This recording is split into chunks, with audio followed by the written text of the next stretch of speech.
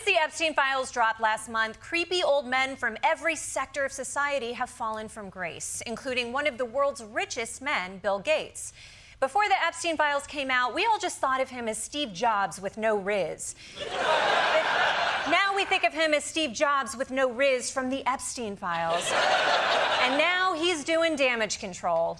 Bill Gates apologized to staff of the Gates Foundation Tuesday, admitting he made mistakes that cast a cloud on the philanthropy. He also acknowledged 2 affairs, but said they did not involve Epstein victims. I did have affairs, one with a Russian bridge player who met me at bridge events, and one with a Russian nuclear physicist who I met through business activities. Wow. Okay, isn't going into this much detail with your staff a giant HR violation? Thank you, everyone, for hopping on this Zoom call. Let's touch base on who I've been f***ing. Okay, first, Svetlana, and hoo boy, did we get freaky. Let's just say nothing was micro or soft. Thank you, thank you.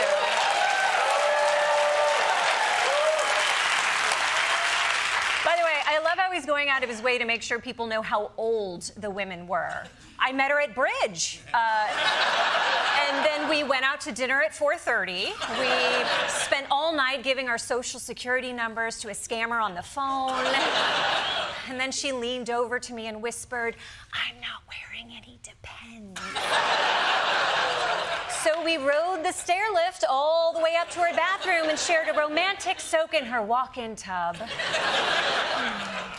He's not the only person trying to explain their ties to Epstein this week. You all remember Hillary Clinton, the former senator, Secretary of State, and presidential nominee, and her husband, Bill, who pretends to write political thrillers with James Patterson. They've been facing tough questions about their connections to Epstein, and now we might get some answers. Secretary Clinton sat for a closed-door deposition in Chappaqua, New York. Tomorrow, it's former President Bill Clinton. Oof, another Clinton deposition.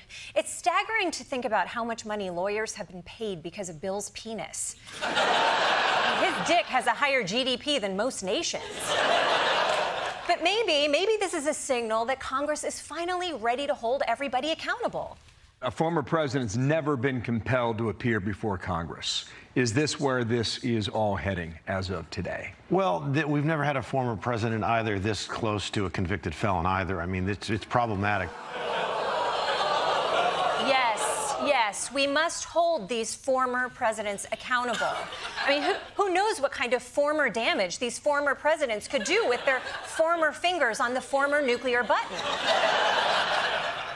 But obviously, they're not going to haul Donald Trump in for a deposition because, as you'll remember... I've been totally exonerated on Epstein. That's right.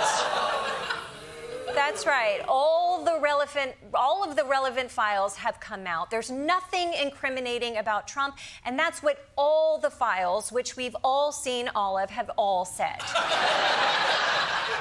So I guess case closed. Nothing else to see here. The DOJ's release of the Epstein files is missing some very important and potentially explosive materials. As MS Now reports, quote, the Justice Department has withheld notes and memos reflecting FBI interviews from its release of the Epstein files. Materials about an unproven sexual assault accusation against President Trump. Huh. That's strange. Trump's DOJ did that? The same DOJ that promised to release the Epstein files and then gave influencers binders filled with old documents, and they wouldn't release more, so Congress had to pass a law saying that they had to, but they still missed the deadline to release the files, and then when they finally did, the files were riddled with sketchy redactions. That DOJ? Nah, I can't see it. I don't think so. Now, usually you would expect that a batch of missing files linking the president to international sex crimes would be the main story on any network, but conservative media has found a story even more disturbing and explosive. Socialist mayor of New York City still refusing to call for consequences for suspects that pelted New York police officers with chunks of ice and snow. They chalked this up to being a snowball fight. Not really. Looks like a bombardment. This is not fun. This is not kid-like. This is an assault. This is a crime. That was not a snowball fight. Right. That was cops getting pummeled by snowballs. That's not snow. That's a weapon at this point. We know what a riot looks like, and that's what we have in New York City. Yeah, that's right. It was a riot, an ambush, an insnorection. Yeah.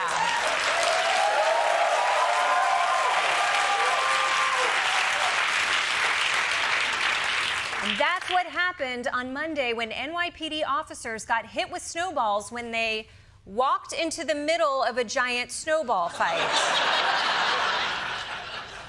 And while the police left without breaking up the snowball fight, they did later go back through the evidence and make an arrest. Can you just imagine the guy in jail waiting to get booked? What are you in here for? First-degree snowball? God damn, that's cold. Look, this incident has become a big controversy here in New York. Was it just an incident snowball fight? Did people go too far? All I can say is, as a New Yorker, I just hope spring gets here soon so that we can get back to hitting each other with hammers. For more on this snowball fight and its aftermath, we go live to Washington Square Park with Michael Kosta.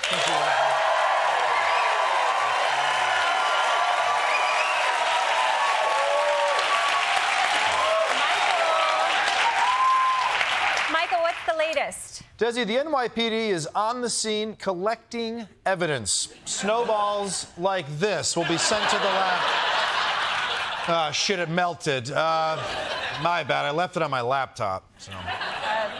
Michael, isn't the NYPD overreacting here? I don't think it warrants this much of an investigation. I totally agree, Desi. The police response is completely over the top. At the end of the day, it was just some kids having fun. Who doesn't love a good snowball fight?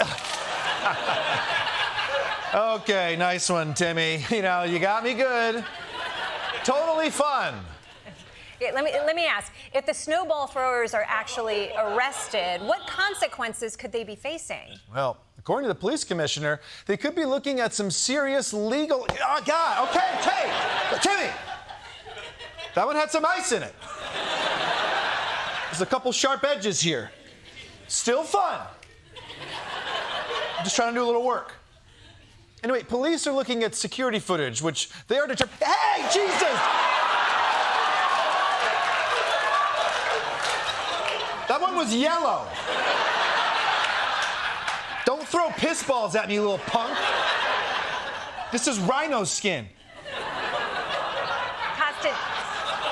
Kosta, do you need a minute? You seem a little worked up. No, it's just rhino skin is expensive and it's hard to get. It's actually illegal.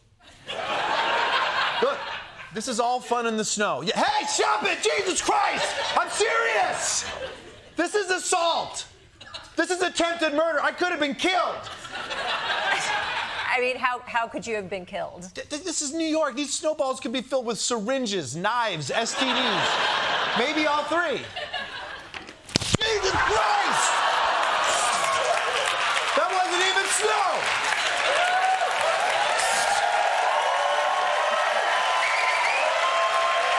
That was just cold water. You know what? I'm done. I'm done with you, Timmy. I'm calling the cops. Oh, whoa. Kosta, get a hold of yourself. Okay, they're just kids. Hello, police. I'd like to report a hate crime. Oh, You're going to get the chair, Timmy, and I'm going to dance on your grave, you bitch. Oh, my God. No, Kosta, come on. How is that a hate crime? Rhino-skinned Americans like me are a protected class, Desi. Offenders must be prosecuted to the fullest extent of the law. And I'm...